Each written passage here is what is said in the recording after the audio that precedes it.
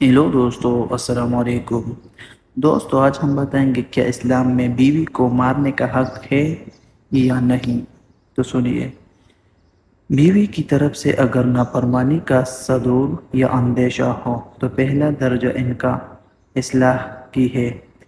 کہ نرمی سے ان کو سمجھاؤ۔ اگر وہ محض سمجھانے سے باز نہ آئے تو دوسرا درجہ یہ ہے کہ ان کا بستر اپنے سے علیحدہ کر دو،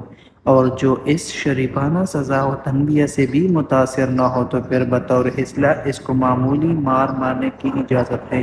جس سے اس کے بدن پر اثر نہ پڑے اور ہڈی ٹوٹنے یا زخم لگنے تک نوبت نہ آئے، اور چہرے پر مارنا مطلقاً منع ہے۔ قرآن شریف میں تیسری سزا یعنی مارپیٹ کی اگرچہ بدرجہ مجبوری ایک خاص انداز میں مرد کو اجازت دی گئی ہے، مگر اس کے ساتھ حدیث میں یہ بھی ارشاد ہے وَلَا يَضْرِبْ